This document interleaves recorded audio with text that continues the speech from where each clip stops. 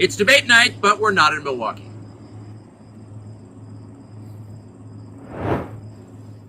Mr. President, thanks for joining us. Thank you. Why aren't you at the Fox News debate tonight in Milwaukee? Well, a lot of people have been asking me that, and many people said you shouldn't do them, but you see the polls have come out, and I'm leading by 50 and 60 points. And, some of them are at 1 and 0 and 2. And I'm saying, do I sit there for an hour or 2 hours, whatever it's going to be, and get harassed by people that shouldn't even be running for president? Should I be doing that? And a network that isn't particularly friendly to me, frankly. They were backing Ron DeSanctimonious like crazy, and now they've given up on him. I mean, it's a lost cause. It reminded me very much of 2016. In 2016, I went through the same stuff and had to fight them all the way. And then they became very friendly after I won, or just about when I was winning. But I just felt it would be more appropriate not to do the debate. I don't think it's right to do it. If you're leading by 50, 60, I have one problem leading by 70 points. And I'm saying, why am I doing it?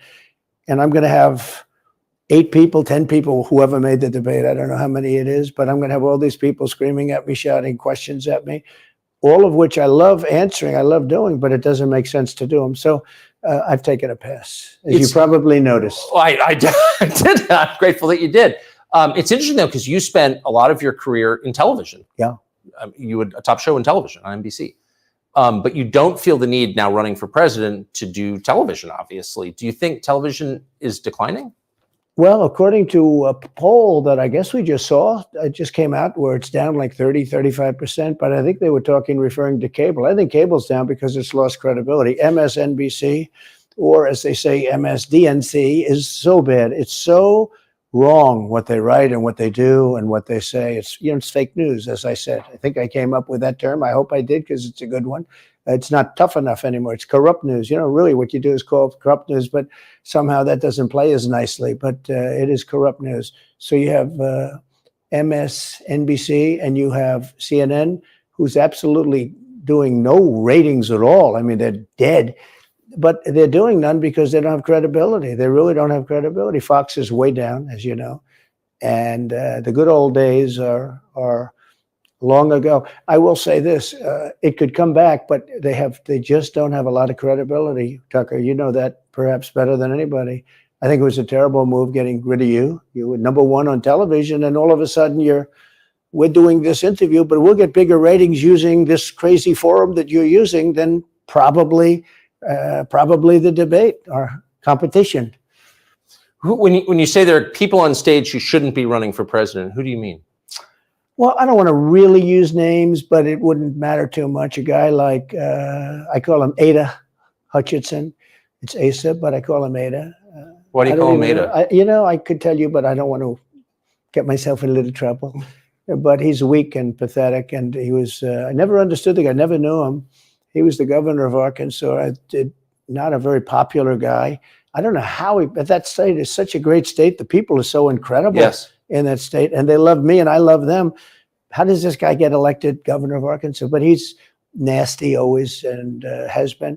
A guy like Chris Christie, the guy left with a 8%, think of it, 8% approval rating in New Jersey. Now he's running for president, and he runs solely on the basis, oh, let's get Trump. He's like a savage maniac. He's like a lunatic.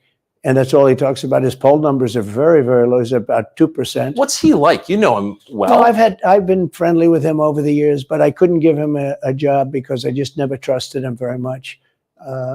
I was just never one of his people that really trusted him. I never gave him the job. And that's one of the reasons he feels so hurt and so betrayed. And I understand that. I really do. I understand it. But I never gave him, he wanted to be different things. He was looking at different elements of the administration, and I decided I didn't want to do it. And now I'm glad I did, because you see, but we had some great people. I had great people. We'll have even better people if we do this, because now I know Washington. Before I didn't know Washington, but guys like Bill Barr were terrible. I mean, they were, I would say, Bushies. I say that with respect to the Bush family, but they were Bushies, and it doesn't work out for us. It was clear, this is kind of far afield, but it was just interesting. I read Barr's account of his time. He wrote a book about it, right? His autobiography. And in it, he lies about Jeffrey Epstein's death. clearly lies. Uh. Do you think Epstein killed himself sincerely? I don't know. I will say that, he was a fixture in Palm Beach. Yeah. I don't know what Barr said about it either. I have no idea what he said. What did he say? He killed himself, probably? He said he killed himself and that they were going to do this investigation. They never did the investigation. It's never been public. Well, and they hid it. And like, why are they doing that? He And clearly Barr knew.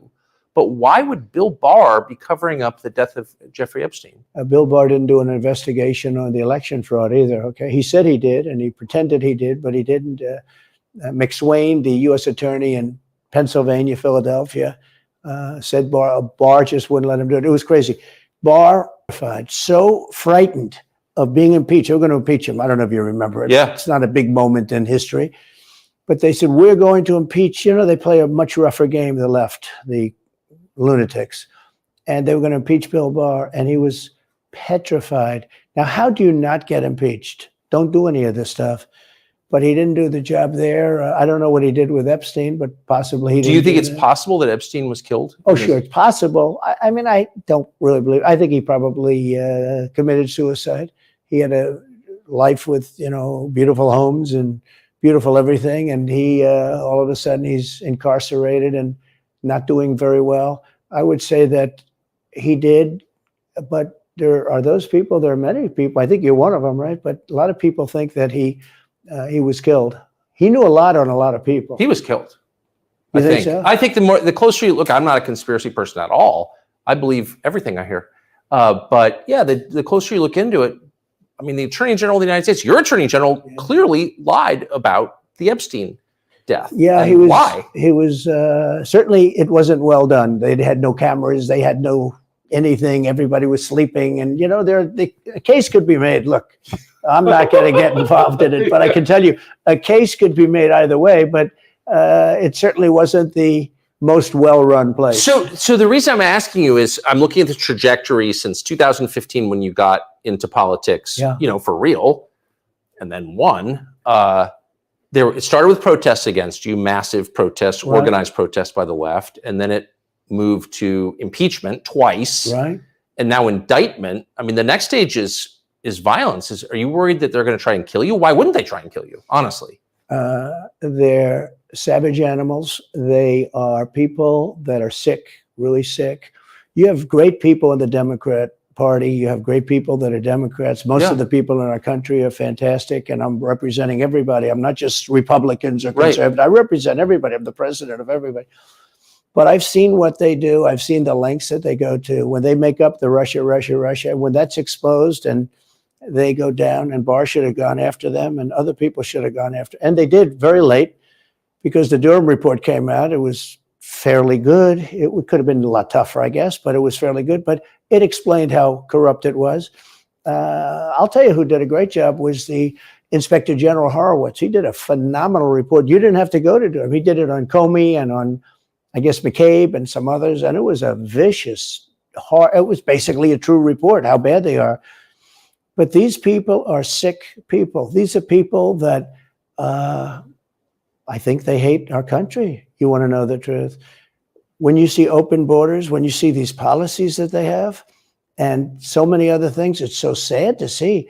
We have a country that's very fragile right now. I've never seen, I will say, look, I ran in 16, which was 15, but I ran in 16, election in 16, and there was tremendous spirit. In 20, there was even more spirit. We got millions and millions more votes. It wasn't even a contest. People said, well, what'd you think of 20? I said, we did much better. We did. You got to base it on the number of votes. We got many more votes in 20 than we did in 16. But the election was rigged. It was a rigged election. And with COVID, they used COVID to cheat in a lot of different things. And we have so much on it. It's like so easy. But we had judges that didn't want to look. We had people didn't want to get involved. They called you, he's a conspiracy theorist if you say anything about the election. But I have never seen spirit like there is right now. Even coming down here, just the people on the road that are just absolutely going crazy. And the reason is, I think they like me, and I know they love my policies. I hope they like me too. A lot of people say they don't like me, but they like my policies. I think they like me. But I have never seen spirit like it is right now. And the reason is because crooked Joe Biden is so bad. He's the worst president in the history of our country. I don't think he's going to make it to the gate, but you know, you never know. But he's a corrupt person, so corrupt that I took the name off Hillary. You know, I don't do two people at one time. I took the crooked Hillary and I retired the name. That was a good day for her. I bet she was very happy. And I used it for Joe because it's crooked Joe. But Joe is really... But you don't think he's going to make it to November of 2024? Well, I think he's worse mentally than he is physically. And physically, he's not exactly a triathlete or any kind of an athlete. You look at him, he can't walk to the helicopter. He walks, he can't lift his feet out of the grass. You know, it's only 2 inches at the White House, right? That's not a lot. But you watch him and it looks like he's walking on toothpicks. So, and then you see him on the beach where he can't lift a chair. You know, those chairs are meant to be light, right? They're like 2 ounces. Yeah. You lift them up. He can't lift the chair. He can't walk to the chair. And I don't know what they're doing with the beach. You know, this beach is seeming to play a big role, but they love pictures of him on the beach. I think he looks terrible on the beach. He looks terrible on the beach. Skinny legs. Well, he can't walk through the sand. You know, sand is not that easy to walk through, but when he walks through it, he can't walk through the sand. And there's somebody in there that thinks he looks fabulous at the beach. I think he looks horrible at the beach. Plus, the beach doesn't represent what a president's supposed to be doing. You're supposed to be working. You're supposed to be getting us out of that horrible, horrible war that we're very much involved in with Russia and Ukraine. You could do that. You could do that very easily. I believe you could do that I don't believe he could do it because he's just incompetent. But that's a war that should end immediately, not because of one side or the other, because hundreds of thousands of people are being killed.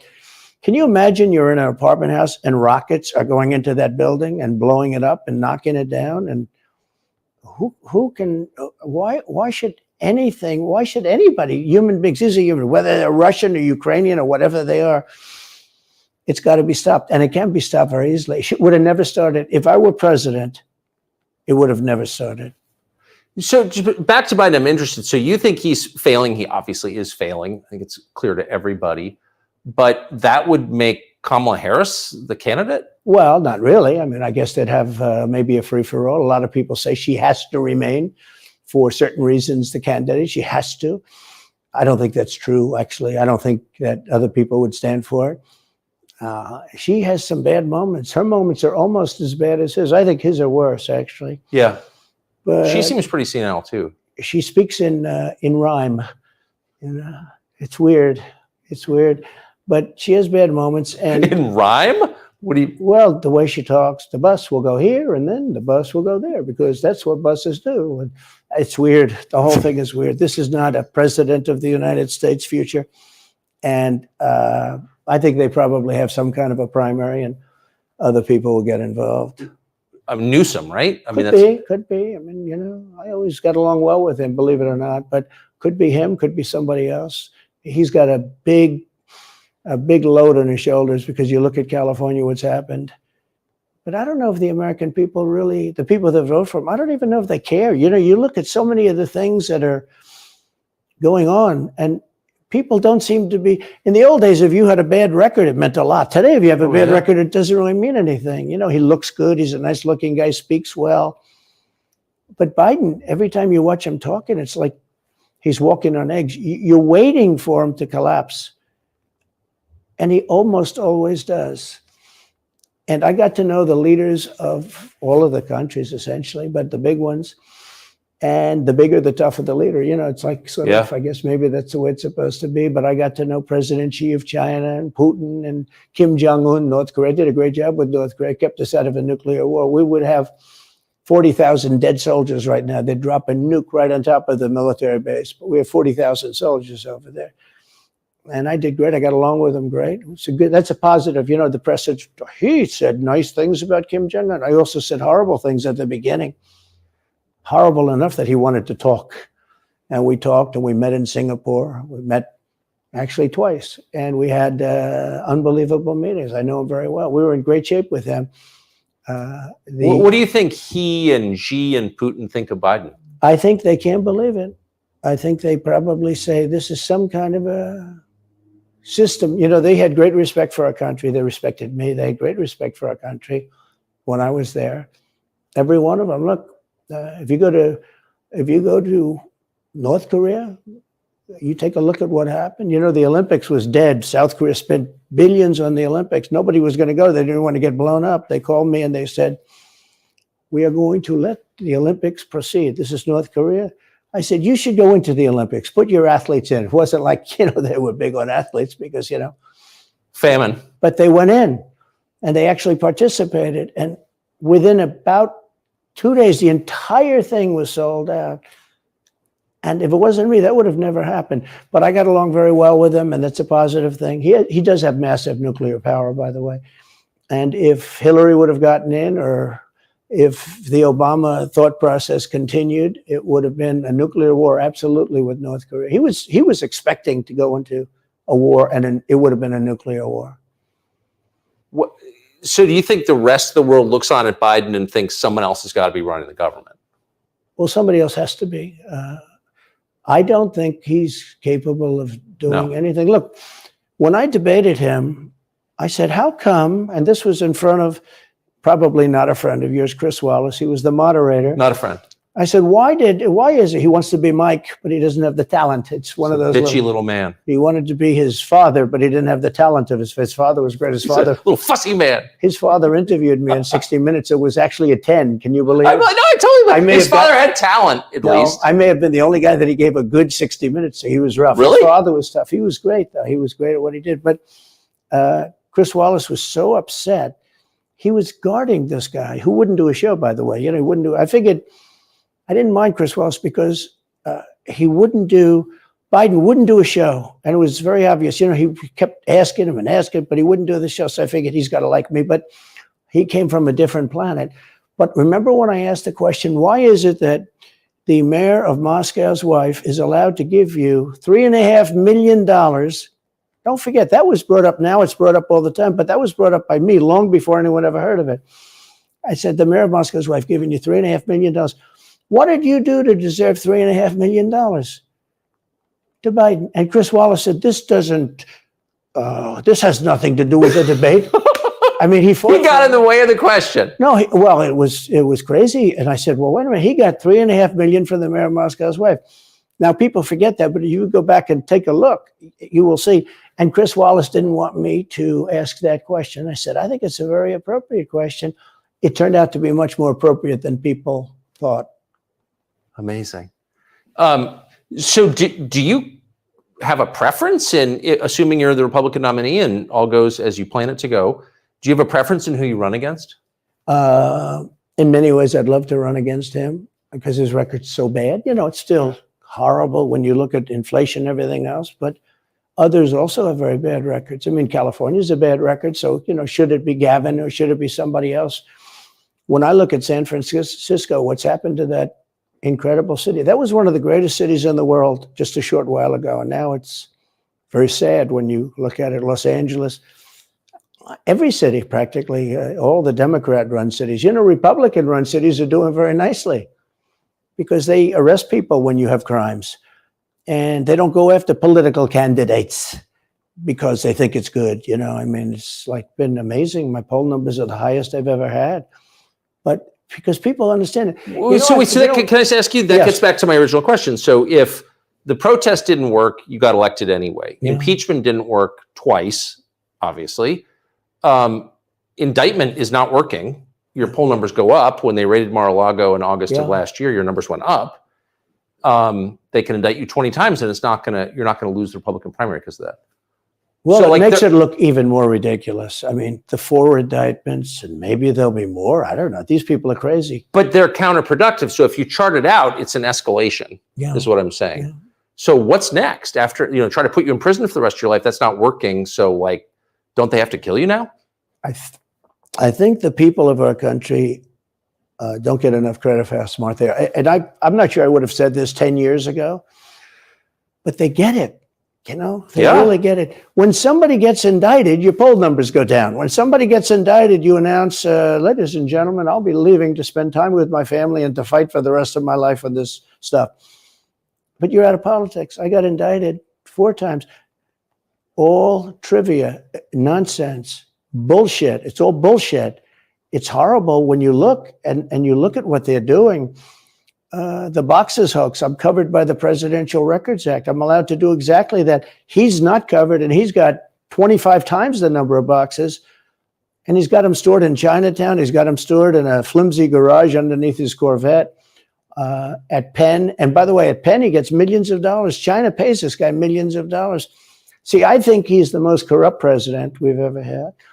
And he also has the distinction of being the most incompetent. And I believe both. I mean, he's both incompetent and corrupt. So and who is I running the actually government? believe he's compromised because China knows so much about him. They know where the money comes from. They know where it is, who paid it, and they probably paid it. Well, they do pay Penn, and he gets $1 million. I think it takes $999,000 because, keeps it a little bit under $1 million, like by $1. But he, in many ways, is a Manchurian candidate. We have a Manchurian candidate, and he's afraid to tell Russia to get out of Cuba. He's afraid to tell China to get out of Cuba. He's afraid. China now is building, think of this, China is building military installations in Cuba. The Cuban population of Miami is not too happy because they're never going to be able to go back. And you don't even hear about it. And the worst culprit is the press, the media, because normally, when I first heard that China is building installations in Cuba, and installations means military installations. Okay, they said just some communication. They did that on the islands with Japan. They took the island, they started this massive construction, and they told everybody, including the Japanese have to be very careful. They told everybody that this is a housing development. They're going to build a housing development. And I said, how come the runway is 20,000 feet long? Private jets need 4,000 feet. They don't need 20,000 feet. The big ones need 20,000 feet. They don't even need 20. And I looked at the runway. I said, that's the largest runway ever built, both in width and length, for housing development. There's nobody that has a plane that big that you would have a runway that's Why that's is for China testing. allowed to conduct imperialism in our hemisphere? Well, yeah, and it's far beyond Cuba. It's all over South America. Yeah, in the Caribbean. So we built a thing called the Panama Canal. We lost 35,000 people to the mosquito, malaria. Yeah. We lost 35,000 people building. We lost 35,000 people because of the mosquito. Vicious. They had to build under nets. It was one of the true great wonders of the world. As he said, one of the 9 wonders of the world. No, it was one of the 7. It happened a little while ago, It says 9 wonders of the world. You could make 9 wonders. He would have been better off if he stuck with the 9 and just said, yeah, I think it's 9. But this is one of the true 7 wonders of the world. And you take a look at the Panama Canal. It was such an incredible engineering marvel. We sold it under Jimmy Carter. We sold it to Panama for $1. The following day, they quadrupled the amount of money that ships had to pay to get across. They didn't lose one ship. And now they've made it much bigger, and now they've widened it. They've doubled it, right? They've more than doubled it. And it's one of the most profitable things. Any time it's just incredible, right? We gave it away for $1. China now controls it. They actually control the Panama Canal. They run it, they control it.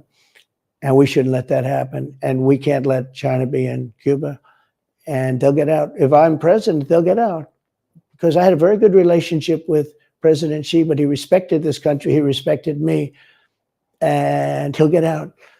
And we can't let them run the Panama Canal. We built the Panama Canal. Should have never been given to Panama. We should have had it. But we gave it for $1. Think of it. They quadrupled. In one day, they lifted the fees, which are, pretty big for these massive ships to go through, right? Rather than going around the Cape and through all the tremendous storms, such beauty, it's beautiful stuff. But you didn't want to get caught in those storms. Those were storms that wiped out the biggest ships. And we go through the Panama Canal. We built it. And we gave it away for $1. Think of that. How stupid are we? We have done the stupidest things in this country. And now we have a president that can't put 2 sentences together, can't speak, can't walk, can't talk. I don't think he gets to the starting gate, but these people do miracles. I mean, he ran out of his basement, and you got away with that one because of COVID, so he sort of got away with it. They cheated on the election.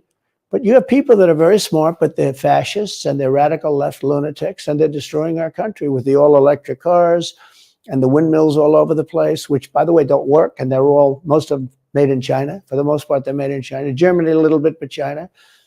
But you look at what's happening to our country, even no voter ID. I mean, why don't they want voter ID? There's only one reason they don't want voter ID, because they want to cheat. Who doesn't want, the Democrat convention, the last one, they had voter ID that was this big. It looked like a prison card, this big on their chest. You walked in, they had your picture, your this, your fingerprint, they had everything. The most incredible voter ID I've ever seen. That was to get into the Democrat National Convention. But to get in to vote, if you buy groceries, if you buy practically anything now, you have ID on a card, credit cards or otherwise. But don't you think it's racist to have to show your ID? Well, they probably say that. They use anything not to show ID, because voter ID is pretty simple. And we could go back, and we should go back to all paper ballots, voter ID, same-day voting. France did it. France had mail-in ballots, and it was terrible. Anytime you have mail-in ballots, you're going to have massive cheating on your elections. Anytime, but not just the presidential election. Anytime you have... Isn't that the whole point of them? So yeah. you can Oh, cheat? yeah, sure. It's the whole point. That's their whole point. They want to cheat. Yeah. They have to cheat because their policies are so bad that if they didn't cheat, they couldn't get elected. Who wants open borders? Who wants high taxes? Who wants high interest rates? Who wants to not be able to use a gas stove or have to drive an electric car, which, you have a 4-hour drive, but the car only goes an hour and a half. So you have to charge it. The happiest moment for somebody in an electric car is the first 10 minutes. In other words, you get it charged, and now for 10 minutes. The unhappiest part is the next hour, because you're petrified that you're not going to be found another charger. I'm saying, I'm not knocking electric cars, they're fine. They're fine. But if people want to buy a gasoline car or a hybrid, hybrids are pretty good, actually, but they should be allowed to buy. They don't want to do any of this. So right now, California's in a big brownout because their grid is a disaster. The grid all over the country is sort of a disaster, but the grid in California. And yet they want to have in a very short period of time, millions and millions of cars going off that grid, essentially. It doesn't work. So plug your car into a grid that's failing. You should be able to buy an electric car. Electric cars could be fine if you drive short distances and you want to have, whatever, and you have plug-ins everywhere you go. They could be fine. But you got to have gasoline cars. You got to have everything. Let people buy everything. Now the new thing is your heating systems in the house. They don't want you to have a modern day heating system. They want you to use a heating system that will cost you at least $10,000 to buy and won't work very well. None of the stuff works as well. One of the things I did with EPA is you have states, many states, most of the states have so much water, it comes out of heaven, right? The water pours down and you have it. It's there. It's got to go wherever it goes, into the oceans, whatever. It's not like a big problem. Now, in some states, they have a problem. You have some desert areas and all, and for that, it's okay. But they have sinks where no water comes out. You turn it on, no water comes out. No water comes out of the shower. No water is allowed to go into the washing machine for your dishes or for your clothing or what. And I avoided all of that. Wait, they have sinks where no water comes out? Sure, you have restrictors. When I say no water, very little water. You want to wash your hands, right? Yeah. And you've seen this, and you turn on the sink and it's very little. Or you want to wash your beautiful hair, right? And you're standing under a shower. Then the suds never go. If the water comes out very slowly. I'm sure you've seen this. It usually takes place in new hotels and new homes. Yeah, you take a drill and take the they have limiter out. Well, you can, but now they make it so you can't do that so easily. They have a restrictor. It's called a restrictor, and it restricts the water from coming out. So I ended all of that, and you have to see these. They let the water come out. You know what people do? They wash their hands like 5 times longer, or in the washing machine, they'll press for their, let's say the dishwasher, they'll press it. Then they'll press it about 7 or 8 times. Yeah. They'll end up using more water, and it still won't be very good. I met with the head of Whirlpool. They were practically going out of business during my administration, and they said to me, from Ohio, incredible, great state, I love Ohio, and they were really doing badly because people were dumping washing machines all over, mostly from South Korea, but also from China. And he was explaining it's just a terrible situation. I said, let me ask you, how's the quality? He says, we're better, but they are good enough quality. But, of course he's going to say that, but, they are better. He said, but they don't allow us. They're dumping these machines. They're cutting us in half. They're killing us. And on top of it, the government won't let us use water in our machines. I mean, he shows me like a quarter of a bottle of water. That's supposed to be washing clothing. And I freed it all up, and I put tariffs on these countries that were selling and the machines coming into the country. And that company went from all the washing machine companies, they make washing machines, they make dryers, they make all of the different machines that do this kind of work, including dishwashers.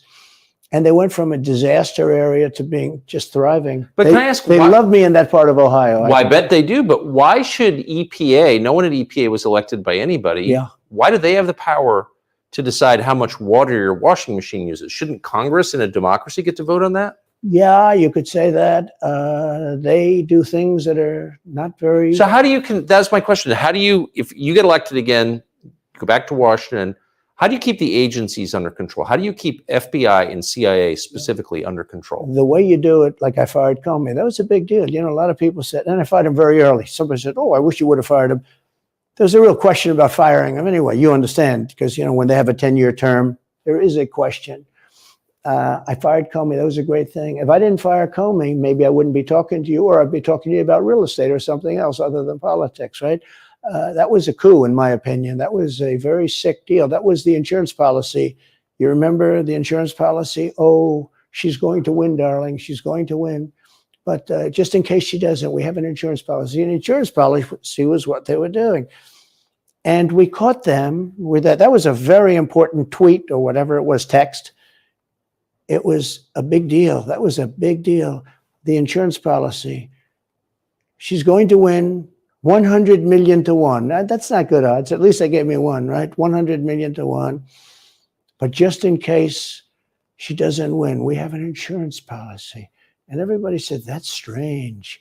That's strange. But we caught all that because I fired Comey. Because when I fired Comey, it was like throwing a rock into a hornet's nest, into a nest of bees, and the place went crazy. So when you were president, are you confident that you knew everything, say, CIA was doing around the world? No, I'm not. It's a very interesting group of people. I had very good relationships, I thought, but I was a little surprised when I got out that, you know, things go on. Look, it's... What were you surprised by? I was surprised. I think it's some of the people. I was surprised that there was... I had a group of people. Look, we killed many, using the CIA, I have to say this, very bad actors. We were very good at it. You look at Soleimani, you look at al-Baghdadi, bigger than Osama bin Laden. I mean, Osama bin Laden is, but al-Baghdadi did ISIS, and he was rebuilding ISIS very strongly. And that was the CIA that did that? That was really us that did that. Yeah. That was really us that did that. And Soleimani was us that did that, not so much CIA. But we did some very good work with the CIA. But I started, you know, when I looked at the 51 intelligence agents saying that that was the laptop from hell was Russia disinformation, when I took a look at that, I said, that's a horrible thing. They knew it wasn't. They knew it was not. And by the way, you're talking about cheating on the election? McLaughlin and Fabrizio, great pollsters, they said a thing like that plus other things meant anywhere from 10 to 17% of the vote would change. Whatever happened to Mike Pence? You've always been nice to Pence. I've never heard you criticize Pence. You've defended him in public many, many times. He's out there attacking you. What is that? So Mike wants to run for president. You got to understand, in my opinion, Mike Pence had the absolute right to send the votes back to the legislatures. The Democrats and everybody said, you don't have the right. In other words, what I said, is he a human conveyor belt? You mean if he finds fraud in Pennsylvania, in Georgia, in any of these states, Arizona, he has to send them to Mitch McConnell, right?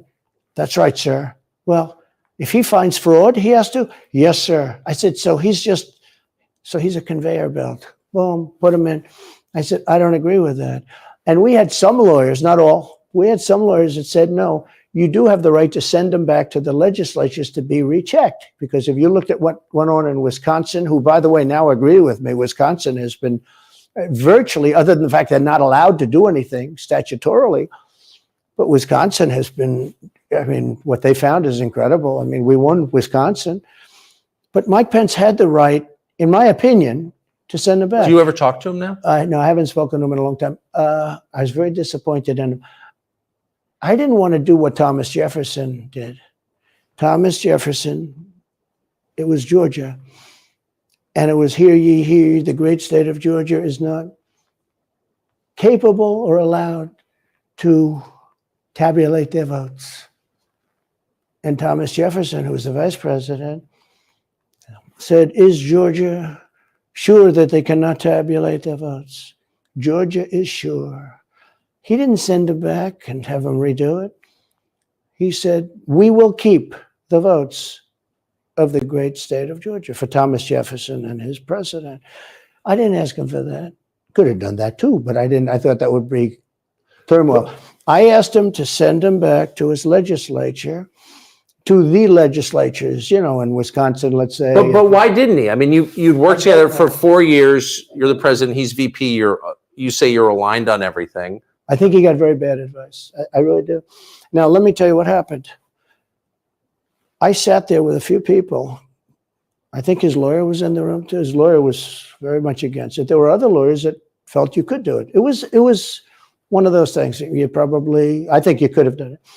I think you can always do something if you see fraud or if you see problems.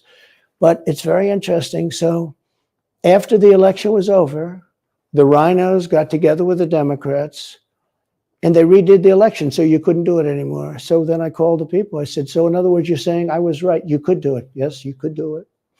In other words, they took the Voting Act and they redid it so the vice president no longer has the power to do what I said he could do. So when that happened, I said, wow. So, and you know, you'd look some of these Democrats in the eye and they'd say, he has absolutely no right to do it. And immediately after the election, they met rhinos, could name them all, and Democrats, and they approved legislation that takes away the right of the vice president to do it. So I said, so you're saying I was right. The vice president did have the right to do it. And they said, yes, he did. So if you're saying they stole it from you last time, why wouldn't they do the same this time? Oh, well, they'll try. They're going to be trying, yeah. But, and not only me, you know. Look, DeSantis is out. I think he's gone. So he was at a level. People have figured him out. He's gone. But if somebody else got in, other than me, they'll go at him just as viciously as they did me. These people are sick. They will go after them. And a lot of people say they won't be able to hold up. I do get credit for holding up quite well, I must tell you. I think it's... How do you do that? How do you get indicted, every week and stay cheerful? I think it's a lot easier because I'm so high in the polls, because it means the people get it. The people see it's a fraud. The people see it, like this horrible district attorney from just a little while ago, from essentially Atlanta, that's Fulton County. She said, basically, I don't have any right to challenge an election. Well, what about Stacey Abrams? What about Hillary Clinton? What about all of these Democrats that are still challenging my election? The same people that are saying he's challenging an election challenged my election. And they did it with slates. They did it with all sorts of things. They were very bad about it. But basically, they're suing me and they're saying, you don't have any right to challenge it. If you challenge an election, we're going to indict you and put you in jail. So what they're doing is they've weaponized, and don't kid yourself, the DOJ and Biden and the whole group, they're watching all of this stuff. They love the local stuff. The DA in Manhattan. Not only that, they put one of the DOJ top people into the Manhattan DA's office to run things. They don't even have a case against me. It's not even a case. Everyone says, even the Democrats say, you can't bring these cases. You have no case. The attorney general or the district attorney, Fannie Willis in Atlanta, she's getting killed. Basically, she's saying Trump doesn't have the right to criticize an election. But you've been around long enough now. You've seen many elections criticized. I mean, Hillary Clinton goes crazy. Every time she talks, she says, he's not the president. Jimmy Carter said, he's not the president. Well, I am the president. Hillary Clinton called me, by the way, at 3:02 in the morning to congratulate me the night of the election. Did her voice crack? Well, her voice was, it's very different, I will say. I won't get into that, but What do you mean? her voice was very different. Don't forget, they were all celebrating at 5 o'clock in the afternoon. And I came home and I said, you know, I think we won. I felt we won because the rallies are so big. You know, we'd go to Wisconsin and we'd go to Georgia. We'd go to different states. In Michigan, we'd have rallies. In Pennsylvania, we had 58,000 people in Butler. And I said, you know, how are we losing this? How do you have a rally where you have from 50 to 100,000 people, many of them, you know, I did 7 a day for a couple of days. That's a lot. That's a lot. These are big rallies too. And I didn't hold back. I didn't say, let's make them little, let's do abbreviations, right? But they challenged the stuff. Yeah. Hillary called me up and conceded. Now the word is that Obama said you have to do that. But she called up and totally conceded. But now, you know, every time you see her on television, she's saying like, well, she's challenging the election. Do you think so? That would mean that she should be indicted, but that would mean also that Stacey Abrams in Georgia should be indicted because she still thinks she won the election for governor. She still thinks that. She's never recanted. And do you think Stacey Abrams will be indicted for that? No, of course not. She won't be. The Democrats don't get indicted for things like that. They don't get impeached. No, it's a different thing. With that being said, yes, I had great support when they did impeachment hoax #1 and impeachment hoax #2. Jim Jordan, the House was fantastic. And actually the Senate was very good for me, other than, you know, Mitch McConnell. I think if he had, it's too bad I endorsed him. He was begging, he was going to lose that race and I endorsed him and he ended up winning the race because of my endorsement. He was down, he was going to lose to Amy McGrath. She was $90 million in cash, all set to go. She was leading by 3, he was going down. I did him a favor and then 3-4 months later, he really wanted to impeach me. He's a bad guy. But if you look at what's going on politically, so interesting. The level of loyalty is different in politics than it is in normal life, I will say. With that being said, I've had great loyalty also. But the House was fantastic. The Senate was very good. You know, they overrode Mitch McConnell. Mitch McConnell, in my opinion, was trying to get senators to impeach me, especially for the second one. And on the first one, he acted very, very slow. He should have gone much faster.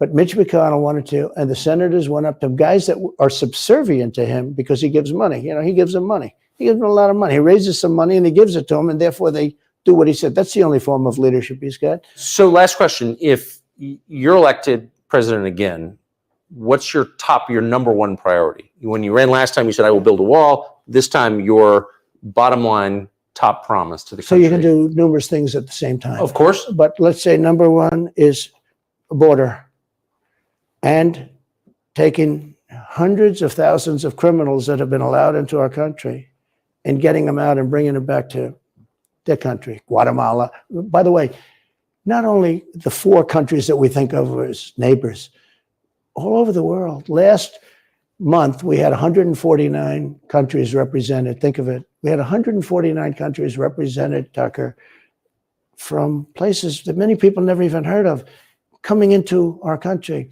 And they're coming in from mental institutions and they're coming in from prisons. They're emptying out their prisons all over South America.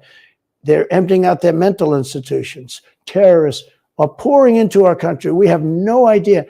I had the strongest border in the history of our country, and I built almost 500 miles of wall. You know, they like to say, oh, was it less? No, I built 500 miles. In fact, if you check with the authorities on the border, we built almost 500 miles of wall, and I had another 200 that I was going to build. You know, it's like water, it seeks.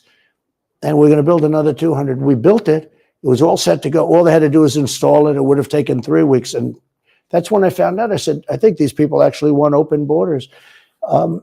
The first thing I would do would be I would seal up the border good and tight, except for people that want to come in legally. Do you think we're moving towards civil war? There's tremendous passion and there's tremendous love. You know, January 6th was a very interesting day because they don't report it properly. I believe it was the largest crowd I've ever spoken before. And you know some of the crowds I've spoken before. And like July 4th on the mall, I think they had 1 million people there. But I think that The biggest crowd I've ever spoken before was on January 6th, and people that were in that crowd, a very, very small group of people, and we said patriotically and peacefully and patriotically, right? Nobody ever says that. Go peacefully and patriotically. But people that were in that crowd that day, very small group of people, went down there, and then there are a lot of scenarios that we can talk about. But people in that crowd said it was the most beautiful day they've ever experienced. There was love in that crowd. There was love and unity. I have never seen such spirit and such passion and such love. And I've also never seen simultaneously and from the same people such hatred of what they've done to our country. So do you think it's possible that there's open conflict? We seem to be moving towards something. I don't know, because I don't know what it, I can say this. There's a level of passion that I've never seen. There's a level of hatred that I've never seen, and that's probably a bad combination. Donald Trump, thank you. Thank you very much. Very much. Thank you. That is a bad combination, by the way. Bad combination. Thank you.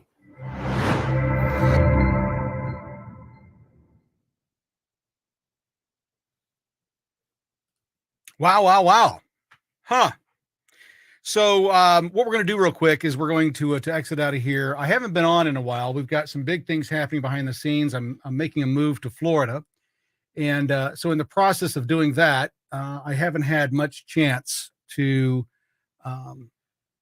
be doing this. But we've got big news. There's a network we're building out of Florida. It'll air this kind of content as well on a regular basis, but it's important that the American people start to wake up and start to realize that unless they get involved, I can't say this strongly enough, folks, unless you get involved, unless you decide that you're going to make your voice heard. Listen to the questions that Tucker Carlson was asking tonight. What he was asking are pertinent questions that people are wanting the answers to. Is Trump expecting violence? So you listen to my podcast and you listen to the content that I create. And what I've said is that if we don't do this, this will happen. Those aren't threats. Those are warnings. If we don't take action here, something's going to happen here. I don't want anything to happen here. But unless we go in and unless we take action and speak up and make our voices heard and stop waiting for the idiots in the crowd to do all the speaking for us, until we get back and start realizing that, how do I put this the best way, that it's on us. It's not from anything else other than us. It's our fault we're here. And unless we go in and unless we start to realize that if we don't do it, nobody else is going to. If we don't, I'm trying the best way I'm trying to put it is, it's us. It's we the people. The politicians aren't going to do it, fuckers. They're not going to do it. They are not going to step up to protect your rights. They just won't do it. Listen to Trump tonight. Now, I'm sure that he's very guarded because of all the legal issues that are going on. But listen to even him. He's not talking the same language that the people in the streets are talking. The ones that are being harmed by the actions that have been taken over the last 3 to 4 years, over the last 7 years. They're not saying anything, folks. They're not stepping up. They're not talking the same way. Tucker is talking about what he's hearing in the streets, what he's hearing on social media. First of all, Mr. President, we think that they may want to kill you. What do you think about that? Yeah, that's what we're discussing in the streets. Mr. President, what is the chances of violence if you win? Mr. President, what's the chance that they cheated? We know exactly what the answers are. If anyone is expecting anything more out of Trump tonight, they don't realize that he's under 4 indictments. These interviews are deadly for him. We're going to try and branch off and go back to the beginning of the Fox debate. For those of you that didn't catch it, we're trying to get back to it. But I want you to realize that there is a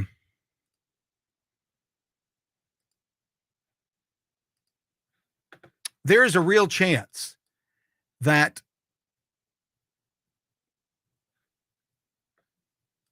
this may be the last opportunity we have in this nation to get our country back.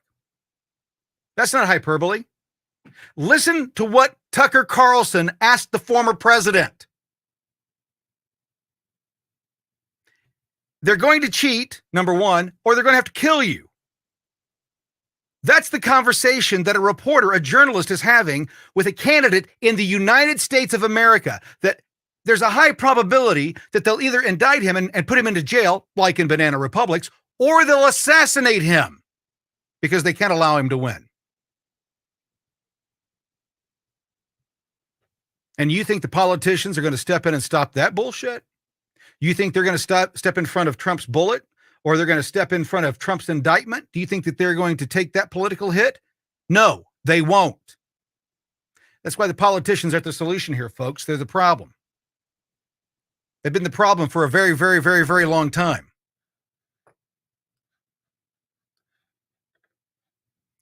If you don't understand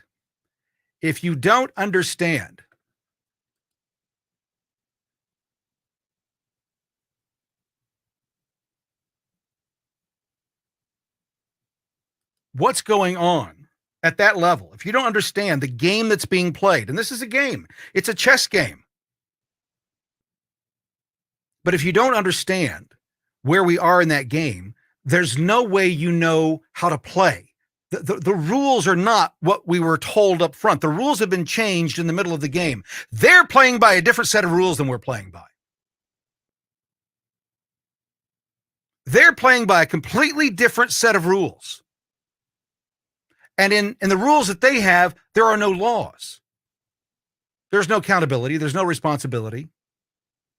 It's always somebody else's fault. Right now, everything is Donald Trump's fault, or MAGA fault, or climate change, or whatever they want to blame it on. It's never anyone else's fault.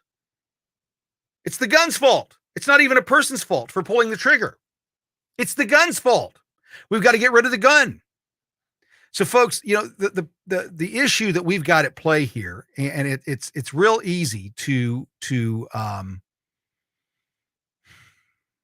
it's real easy to blame other people and say it's their fault. But at the root, it's ours, because we've allowed it to happen.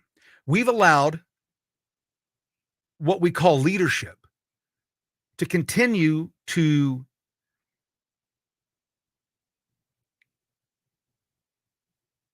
convince a large group of Americans that democracy, which does not exist, is at risk if we look at our elections. That's like the bank saying, hey, if you want to see how much money, if you want us to prove how much money that we have of yours, that's going to be a problem for us. That's the bank doing the same exact thing. You wouldn't allow it with the bank. Why is it a threat to democracy if we do what we would do at the bank? Why is it a threat to democracy to ask, to see the receipts? Prove that you won. Be that bold to show us that you won. The trust me, bro mentality, well, that's wearing a little thin at this point. So I think that, you know, the fact that Tucker Carlson is asking a presidential candidate in this country, do you think you'll survive the process of getting elected? Do you think that you'll live through this process? The only option they have available, Mr. President, is to kill you. If you don't realize what that says about this country and where we are, you're not playing the game. You're on the sidelines. You don't realize how close we are to exactly what Tucker Carlson was talking about there.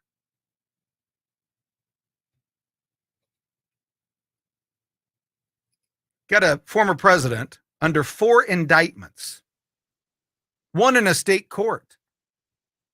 He's got to surrender tomorrow. They're going to fingerprint him. They're going to take his photograph, his mugshot, treat him like any other criminal. And you think that 2024 is the answer. You think that the other 8 guys that are on that dais tonight on the in the other debate, you think that one of those men is going to step forward and take a bullet for Donald Trump? You think that they're going to step up and risk their election to say that the 2020 election was rigged and stolen and we can't trust it? Do you think that they're going to do that? They will not. They won't step up. They won't say it. They won't defend what happened. They'll run cover for it because it's not politically expedient. It's not politically expedient to do the right thing and to look into it. No, it's a threat to democracy. Explain to me again how being transparent is a threat to anything. Folks, it's not a threat to democracy. It's a threat to Democrats. There's a big difference. It's a huge difference. We have tried now for the last half hour or so to get audio in from this and cannot seem to get the audio on this to work. So what we're going to do is we're going to kill this feed and we're going to start again. Once we get the audio up, you'll be able to watch the entire debate from beginning to end. And hopefully we'll have that up here in the next 10, 15 minutes. Thanks so much. We'll be back soon. You know what I can do? I don't have to do that. I can do this.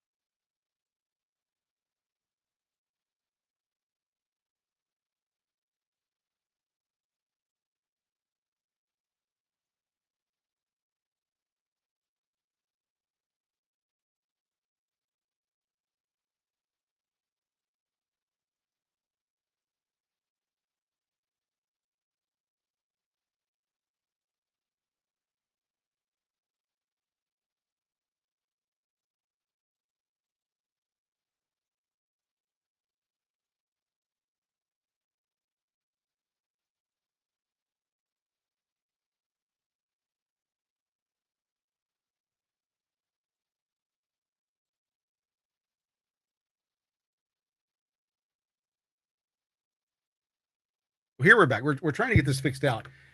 Sorry about this. If you've got any comments, you can drop them in here right now. I can see comments. So let's see here. I'm back. Sorry about that. Transition back. I'm working in a system I don't usually work in. So we're going to see if I can get this fixed. Camera feed. There's that. Okay, let's get out of that. Stop studio mode. There we go. Okay. So over the last couple of weeks, has this seemed surreal to you? Has it seemed weird, especially all this stuff happening in Hawaii? Isn't it bizarre that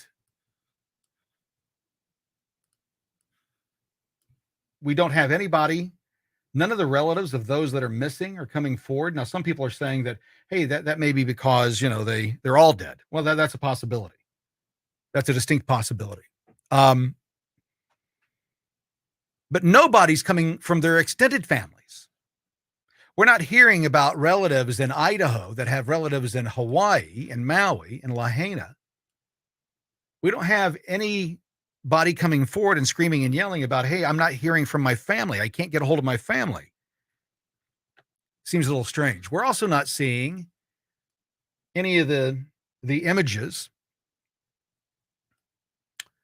from the zone other than those that are from controlled media. Again, weird. The reason I say this is, folks, I'm really not a conspiracy theorist. What I do is I just ask questions. And a lot of times questions scare people. They don't know how to answer the questions. So what they end up doing is they end up fearing the answer. I do not understand why this is not doing this. That's maybe that's it. Properties. I'm sorry about this. I'm usually pretty good at this. That's not it. Nope. Okay. I'm going to have to call it quits because I don't have, I'm going to have to, we'll see if we can get it back up when we can. If you're subscribed, it'll alert you that we're back up. But otherwise, I'm going to shut this down and we'll see if we can get it fixed. So sorry. See you. Bye-bye.